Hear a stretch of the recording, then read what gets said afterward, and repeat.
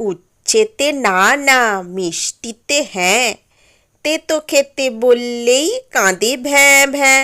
পুচকুদের সাথে কিছু বড়ও আছে পাজি, তেতো খেতে যারা কভু হয় না কো রাজি। অগত্যা উচ্ছের আদলে তাই করলাম কাঁকরোলের ভাজি।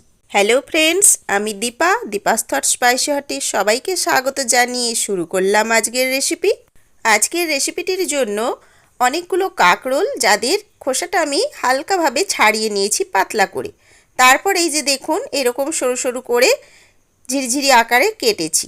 খুবই ইচ্ছে ছিল আজকে একটু উচ্ছে ভাজা দিয়ে ভাত খাওয়ার, কিন্তু ওই যে ছড়া শুনে বুঝতেই পেরেছেন বাড়িতে কেউ আজকে উচ্ছে খেতে রাজি নয়।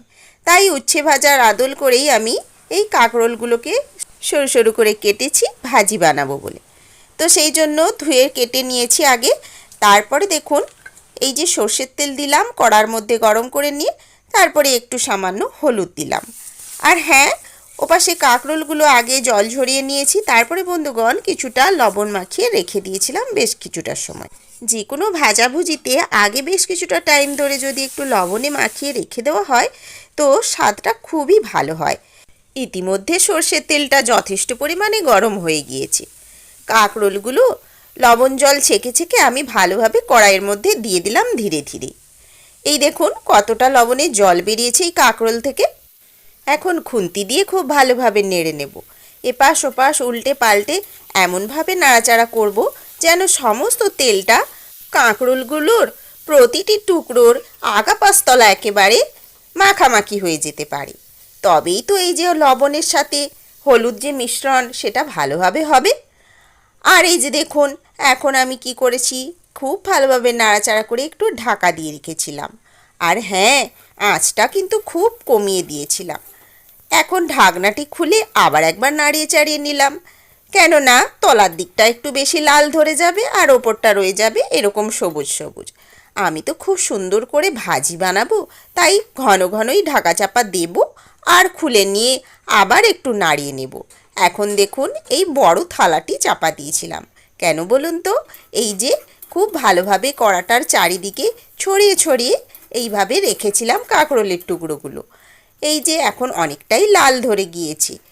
খুব ভালোভাবে নাড়িয়ে নিলাম, আরও খুব ভালোভাবে একটু যাতে লালচে রং আসতে পারে, দেখতে সুন্দর লাগে আর স্বাদটাও বাড়ে, সেই উদ্দেশ্যে সামান্য পরিমাণে একটু ঝাল লাল লঙ্কার গুঁড়োটা ছড়িয়ে দিলাম।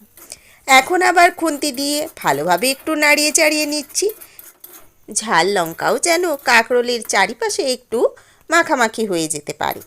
এই যে দেখুন, এখন থেকেই তো খুব সুন্দর রং ধরে নিয়েছি। আরও বেশ কিছুটা সময় ধরে একটু ভাজা করতে হবে, যাতে বেশ একটু কড়কড়ে ভাব আসে, তবেই তো খেতে ভালো লাগবে।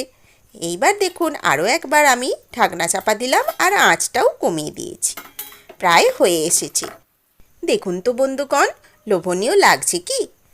আবার একবার নাড়িয়ে চাড়িয়ে নিচ্ছি, বেশ ঝুরঝুরে হয়েছে। এই দেখুন, এখন একেবারে ঝুরঝুরে হয়েছে। বেশ নরম নরম ভেতরটা থাকবে আর ওপরটা কড়কড়ে, মানে কুড়মুড় করে আওয়াজ হবে, খেতে ভালোই লাগবে। আর উচ্ছে ভাজাও এইভাবে বানালে তো খেতে ভালোই লাগে।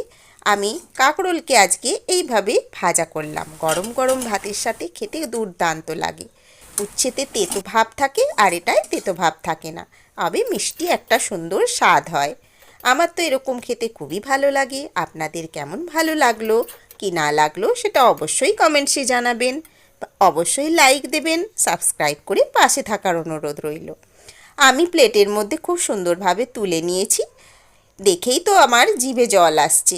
আপনাদের কি আসছে বন্ধুগণ? জানাতে ভুলবেন না যেন। রেসিপিটি তো অত্যন্ত সহজ সরলভাবে আমি বানালাম, একেবারে ঘরোয়া পদ্ধতিতে, তবে খেতে খুবই দুর্দান্ত লাগে। তাই আজকে আপনাদের সাথেও আমি শেয়ার করে নিলাম। রেসিপিটি কমপ্লিট হয়েছে বটে, তারপরে এই যে আমি ভাতের সাথে পরিবেশন করেছি থালি সাজিয়ে, সেটাও আপনাদের দেখিয়ে নিলাম। একটুখানি ভাতের মধ্যে দুটো লঙ্কা নিয়েছি, কাঁচা লঙ্কা, আর একটু ডাল সেদ্ধ আর একটা পেঁপে সেদ্ধ, কয়েক টুকরো গাজর নিয়েছি, এইভাবে সাজিয়ে নিয়েছি থালিতে। আর এই আমার প্রিয় কাঁকরোল ভাজি। খুব সুন্দরভাবে আজকের এই মেনুটা আমি সাজিয়েছি থালিতে। আর বৃষ্টি বাদলার দিনে বেশি কিছু আর রান্না করলাম না, কেননা গলার আওয়াজ শুনে বুঝতেই পেরেছেন আমার শরীরটা ভালো নেই। ঠান্ডাতে গলাটা বসে গিয়েছে, তাই আপনাদের কাছে মাফ চেয়ে নিলাম।